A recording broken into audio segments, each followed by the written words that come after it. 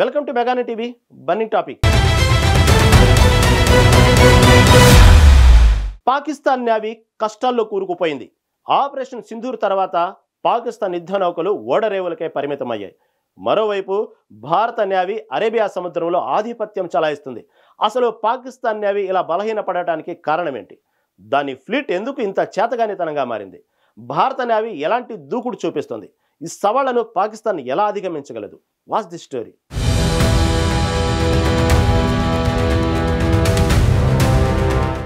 Pakistan navy పరిస్థితి అయిపోయిందా? ఇక దాయాది వార్షిప్లను ఇనుప సామాన్లకు వేసుకోవాల్సిందేనా?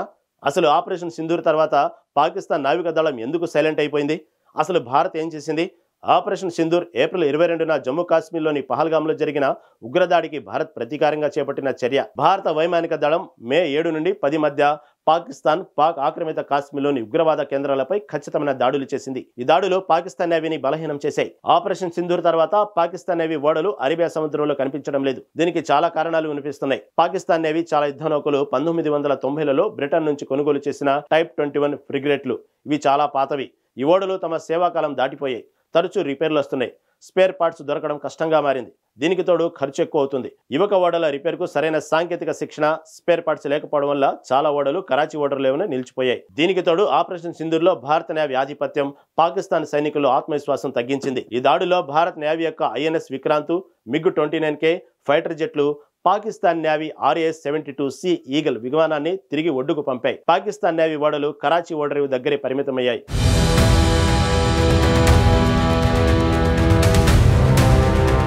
పాకిస్తాన్ నేవీలో చాలా ఓడలు 1990లలో బ్రిటన్ నుంచి కొనుగోలు చేసిన టైప్ 2 ఫ్రిగేట్లు, అమెరికన్, చైనీస్, టర్కిష్ ఓడలు ఉన్నాయి. ఈ ఓడలు వేర్వేరు సాంకేతికతలతో పనిచేస్తున్నాయి. ప్రతి ఓడకు విడివిడి స్పేర్ పార్ట్స్, శిక్షణ అవసరం. ఇది వీటి నిర్వహణను కష్టంగా మార్చింది. ఉదాహరణకు టైప్ 21 ఫ్రిగేట్లు 30 నుంచి 40 ఏళ్ల పాతవి. వీటి స్పేర్ పార్ట్స్ ఇప్పుడు దొరకడం కష్టం. చైనా నుంచి కొనుగోలు చేసిన జాల్ఫికల్ క్రాస్ ఫ్రిగేట్లు, హోంగ్జా క్రాస్ డిస్ట్రాయర్లు కూడా చాలా తక్కువ నాణ్యత సాంకేతికతను కలిగి ఉన్నాయని నివేదికలు చెబుతున్నాయి. ఈ ఓడల రిపేర్కు సరైన షిప్ యార్డ్ సౌకర్యాలు లేకపోవడం, సాంకేతిక నిపుణుల కొరత వల్ల చాలా ఓడలు కరాచీ ఓడరేవులోనే నిలిచిపోయాయి. పాకిస్తాన్ నేవీలో 5 నుండి 8 ఫ్రిగేట్లు, 4 సబ్మెరీన్లు మాత్రమే ఉన్నాయి. వీటిలో చాలా వరకు ఆపరేషనల్ గా లేవు.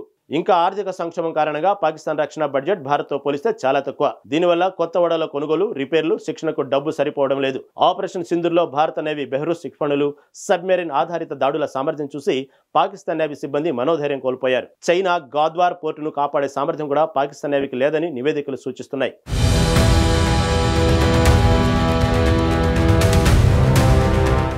భారత నేవీ అరేబియా మహాసముద్రంలో ఆధిపత్యం సాగిస్తుంది.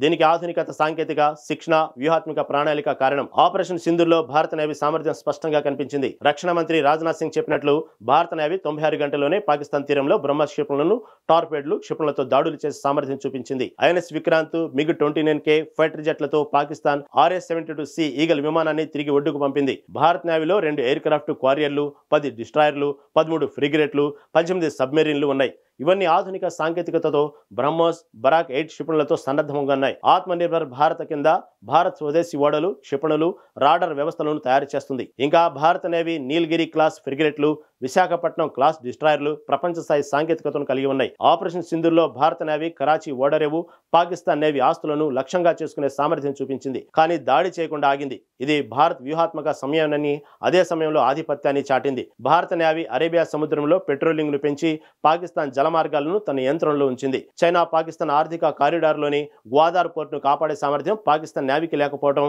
భారత ఆధిపత్యాన్ని మరింత బలపరిచింది.